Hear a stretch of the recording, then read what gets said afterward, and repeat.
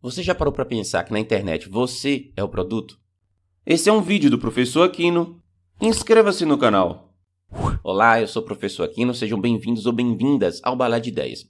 Nesse episódio eu quero falar com vocês a importância dos seus dados. Se a gente for analisar como é que foi surgindo historicamente os produtos e serviços na internet, basicamente foi assim. Você recebia um serviço gratuito e aí você, ao acessar aquela página, via uma publicidade e essa publicidade ajudava a financiar aquele serviço gratuito. Então você tem uma conta de e-mail gratuita, aparecia lá uma publicidade para você. Você tem uma rede social gratuita, aparece lá uma publicidade para você. E assim vai. Até aí não tem nada de novo nesse modelo de negócio, porque já era o que se usava, por exemplo, na televisão aberta ou no rádio. Você compra uma televisão ou compra um rádio, liga esses aparelhos, aparece uma certa programação para te dar um entretenimento e no meio dessa programação vai aparecer também propaganda, né? Só que a propaganda do TV e da rádio não é otimizada. Por exemplo, você, numa mesma cidade, na mesma região, está ouvindo exatamente a mesma propaganda que o seu vizinho. Isso não é muito otimizado. Você pode ter interesse em um determinado tipo de coisa e o seu vizinho em outra. E aí que foi o pulo do gato para as empresas que oferecem esses serviços gratuitos na internet.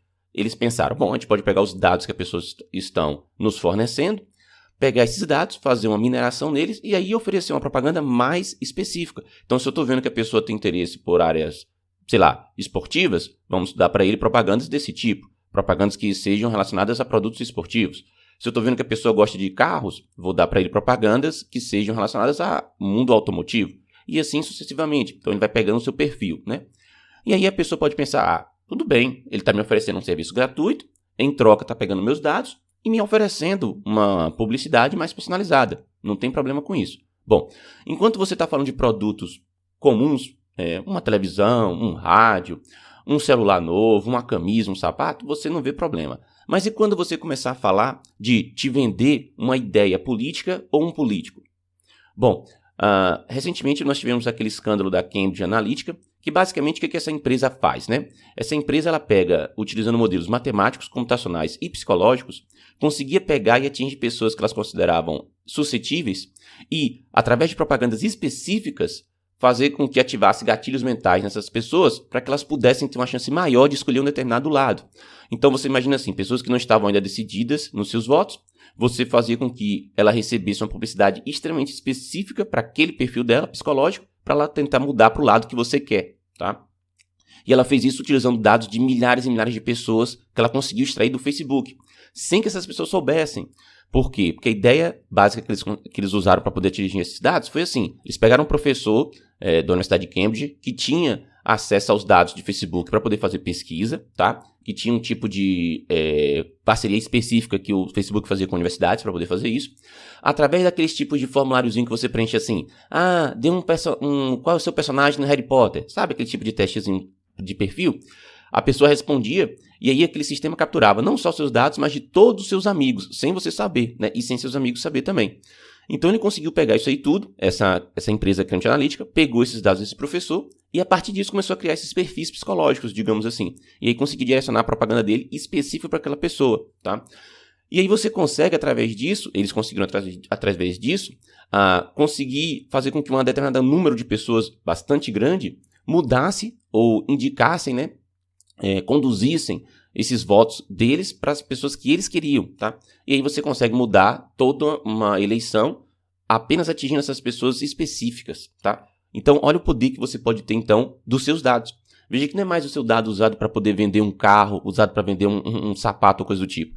São os seus dados, muitas vezes sem você saber, dentro de um sistema usado para convencer outras pessoas a mudar de opinião sobre um político, por exemplo, ou a uma ideia política, né? Tem um seriado interessante na Netflix que eu recomendo bastante, que é Privacidade Hackeada, né? Que conta justamente essa questão da Cambridge Analytica e como é que ela funcionou, né? É um seriado bem interessante e justamente discute essa questão dos seus dados sendo usados de uma maneira que você nem imagina, né? Então você veja, a gente vai chegar a um ponto onde a gente tem que estar preocupado com qual é o dado que eu estou fornecendo, qual é o poder que eu tenho sobre isso e qual é o poder que essa empresa vai ter sobre esse dado, né? Porque a gente pode achar que está tudo bem, mas na verdade esses dados podem ser usados depois para outras aplicações que a gente nem tem noção agora, né? E aí vem o problema, mas eu sou uma pessoa que eu nasci praticamente nesse mundo conectado com internet e tal, e com esses serviços gratuitos, como é que eu vou fazer?